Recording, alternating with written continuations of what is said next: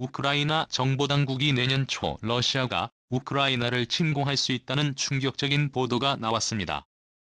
미 군사 전문 매체 밀리터리 타임스는 킬로보다노프 우크라이나 국방정보장에 러시아가 9만 2천 명이 넘는 병력을 우크라이나 국경에 집결했으며 내년 1월 말이나 2월 초 우크라이나를 침공하기 위한 공격을 준비하고 있다라고 말했다고 21일 보도했습니다.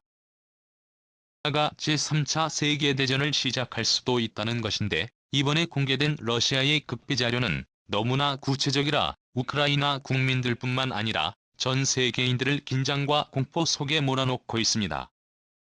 부다노프 극장은 러시아의 예상 침공 경로가 담긴 지도도 공개했습니다.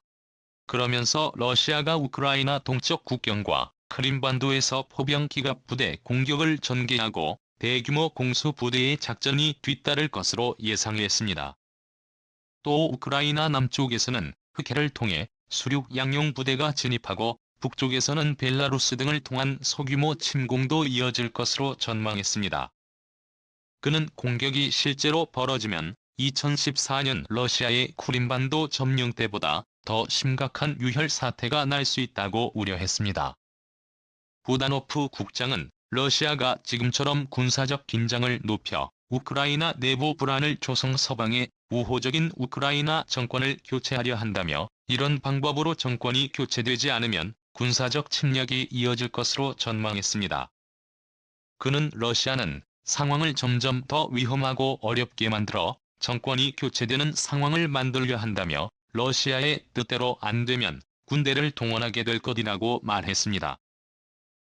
관련 블룸버그 통신은 관련 소식통 2명을 인용해 미국이 러시아의 우크라이나 침공 시나리오가 담긴 정보를 지난주 일부 북대서양조약기구 나토 회원국에 공유했다고 21일 보도했습니다. 보도에 따르면 이 시나리오에는 러시아가 약 10만 명으로 구성된 100개 전술대대를 동원해 러시아와 크림반도 벨라루스를 통해 우크라이나로 진격하는 내용이 담겼습니다. 부대는 거친 지원과 혹한의 조건에서 작전을 수행하며 광범위한 영토를 장악하고 장기간 점령하는 것을 목표로 뒀습니다. 소식통들은 이들 전술대대의 약 절반은 침공을 위해 이미 배치됐고 침공 시 항공 지원을 받는다고 말했습니다.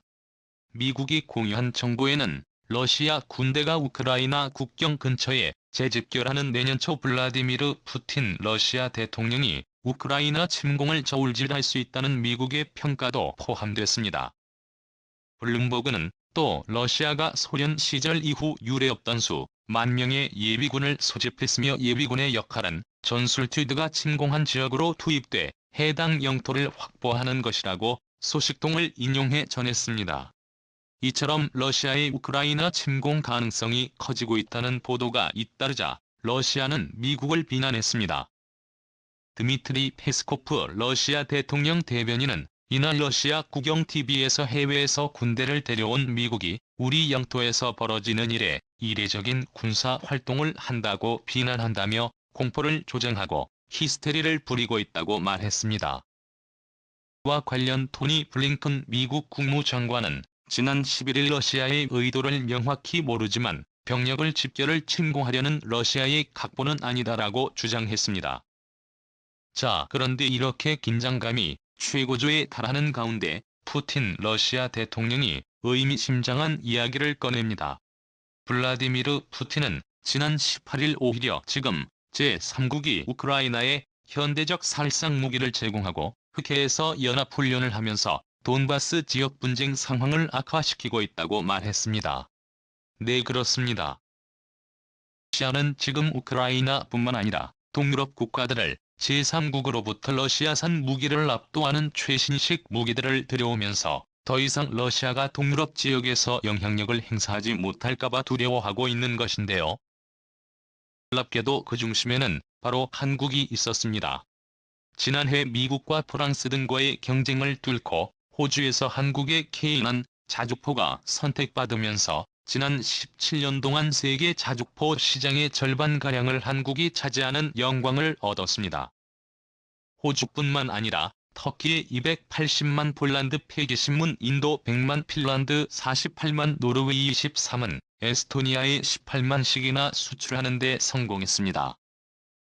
여기서 눈에 띄는 것은 한국산 무기가 중동과 중앙아시아뿐만 아니라 중앙유럽과 동유럽에서까지 가장 막강한 군무기 수출국으로 급부상했다는 것입니다. 러시아가 아직도 목을 빳빳하게 치켜세우며 국제 무대에서 큰 소리를 낼 수 있었던 이유는 풍부한 자원과 앞서는 우주기술 그리고 무기 수출, 의문이었습니다. 이 두 가지를 제외하며 러시아는 땅덩어리만 넓은 개발도상국이죠. 자, 그런데 러시아의 미래는 한국과 미국 때문에 짙은 어둠 속에 빠져버렸습니다. 세계 1위 부자로 등극한 일론 머스크의 스페이스X가 유인 캡슐과 추진 로켓을 모두 재활용해 우주선을 발사하는 기술을 성공시키면서 세계 우주 산업에 혁명을 일으키자 우주 강국이었던 러시아의 위상을 바닥까지 추락하고 미국이 독점하게 됐습니다. 그래서 러시아에게 남은 유일한 희망은 풍부한 자원과 무기 수출뿐이었는데 한국이 하나, 기셀이 모두의 예상을 깨고 엄청난 효율의 태양전지를 만들어내며 세계 1위로 등극하면서 유럽을 중심으로 대체 에너지 도입 속도가 너무나도 빠른 속도로 증가하고 있습니다. 특히 독일이 압도적인 속도를 보이고 있는데요. 이렇게 서유럽 국가들이 러시아의 에너지 자원을 필요로 하지 않게 되면 러시아 입장에서는 그야말로 대참사입니다. 러시아의 위기는 이것이 끝이 아닙니다. 러시아의 마지막 희망인 무기 수출조차 한국 때문에 완전히 망해버리게 생겼습니다.